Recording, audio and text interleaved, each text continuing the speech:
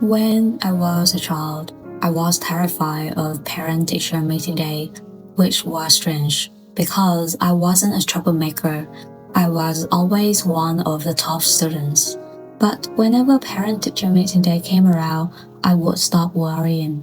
Worrying about what my teacher might say, worrying that my ranking had dropped, but mostly worrying that my parents would be disappointed in me. I still remember standing outside the classroom, waiting for my parents to come out, watching the door, trying to read their faces before they even say a word.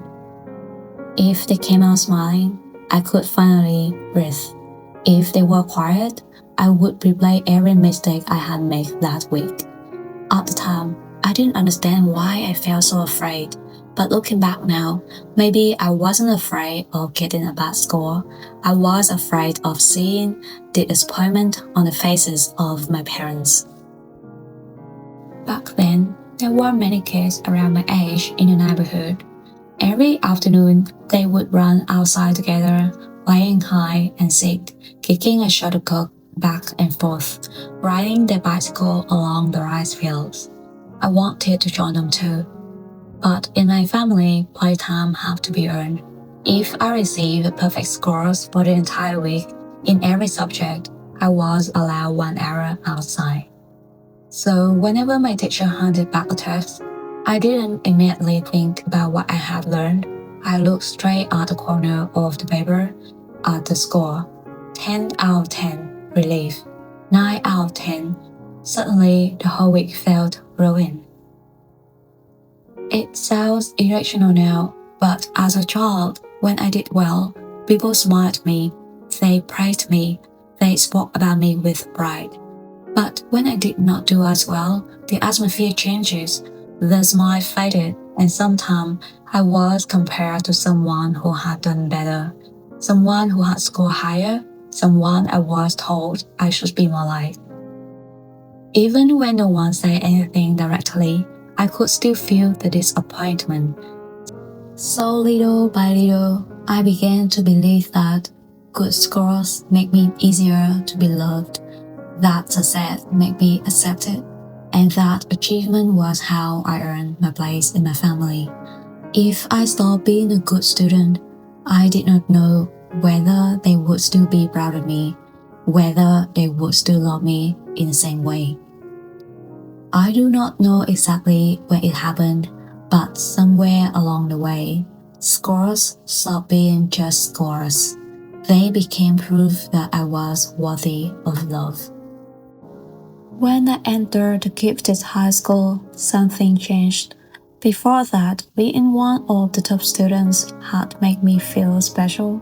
It was part of how I knew I was doing well. But suddenly, everyone around me was intelligent, everyone worked hard, and everyone had something they were good at. Some students earned scholarships, some won national competitions, some always seemed one step ahead.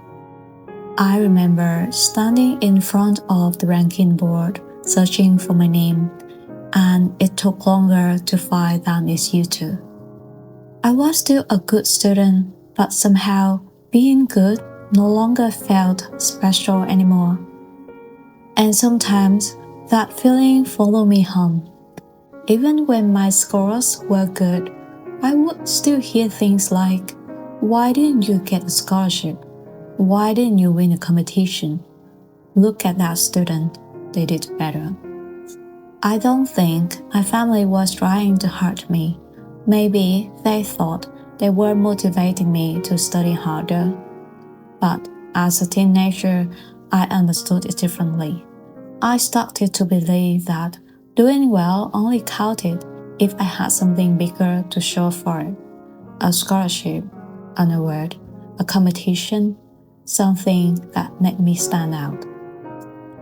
So when someone else did better, I didn't simply think they did well. Somewhere inside me, it felt like I had become a little less special, a little less impressive. And whenever I achieved something, I would feel happy, but only for a little while, because soon another person was doing better, another goal, another standard, and quietly the thought became, I did well, but maybe I still need to do more. I thought after graduation, life would be different. No more exams, no more rankings, no more trying to prove that I was a good student. But when I started working, I realized the pressure had not disappeared. There were no more report cards, but I found myself measuring in other ways. My job, my salary, my career. Every time I reached any career milestone, there was this feeling of relief, like I had something I could bring home again. Not a certificate this time, not a good report card, but something that still say, look, I'm doing well. Then I would see someone get promoted, buy a house, start a business, achieve something I had not yet reached, and that familiar pressure would return. Maybe I should be doing more. Maybe I was falling behind. That was the strange part. School was already over. No teacher was ranking me anymore. But somewhere inside, I was still living as though there was. And the strange thing was, even when I reached the goals I had worked so hard for, the pressure didn't stop. I bought my first house when I was 24. I still remember standing inside, holding the keys in my hand. I remember thinking, that is it, I've made it. I had worked hard for that moment, saving as much as I could, taking more responsibility, and I truly believe that reaching that goal would make something inside me settle, that I would finally feel secure, like I had done something that really mattered. And for a while, I did. I felt proud. I felt like I had through something, but the feeling didn't stay. Eventually, the house became normal, and once it became normal, my mind moved on to the next thing. At 30, I reached another financial goal, and I bought my second investment property. It was something I had worked towards for years, something my younger self would have been incredibly proud of. But when it finally happened, I didn't feel what I thought I would feel. There was no great sense that I had arrived, no lasting happiness. Instead, I remember feeling strangely empty. Almost immediately, another question appeared. What should I do next? And that was when I started to understand what was happening. There was nothing wrong with wanting a home, nothing wrong with investing, nothing wrong with building a career or wanting a better future. The problem was not that I wanted those things. The problem was I was asking them to give me something they could never give me. I wasn't only asking achievement to make me successful, I was asking it to reassure me, to tell me I was doing well, that I mattered, that I had become someone my family could be proud of. Then that familiar feeling appeared. It was not so different from being a kid, bringing home a good score or an award certificate, waiting to see how everyone would react. For a moment, I feel proud, safe, and then I needed another one. I've been out of school for more than 15 years, but sometimes I wonder how much of that student is still living inside me. Not the student who loved learning, the other one, the one who was always worried about whether she was doing well enough, the one who learned to look for signs that her family were proud of her. And I think that is why achievement becomes so important to me. Because somewhere along the way, achievement stopped being just something I wanted. It became my identity. Reassuring that I was doing well, that I had not fallen behind, that I was still someone worth being proud of.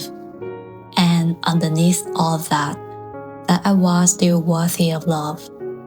That is the part that made me feel sad, Because after all of the years, part of me was still treating love like something I had to keep earning. But a child should not need to be first in class to deserve love, and an adult should not need a perfect career or a bigger house to deserve love either. Maybe the hardest lesson for a former trade A student is not learning how to achieve more. Maybe the harder lesson is learning that our achievements are not our identity, learning that we are still worthy of love even when we make mistakes, we fall behind when someone else is doing better, or we are tired, and even in those ordinary moments when there is nothing impressive about us at all. So I want to ask you something. If tomorrow there were no rankings, no comparisons, and no one you needed to impress, what would you choose for your life? What would you do if you no longer needed your success to prove that you are harder? Would you slow down? Would you rest without feeling guilty? Would you choose something simply because it makes you happy? Or would you keep running towards the next achievement, hoping that this one would finally give you the feeling you have been searching for? Maybe some of us have spent too much of our lives trying to get another certificate that we never stopped to ask what we were really trying to earn. Because there is no final ranking, no perfect career, no house, no award, no achievement that can prove we deserve to be loved. Maybe the lesson was that our worth was never something we had to prove in the first place.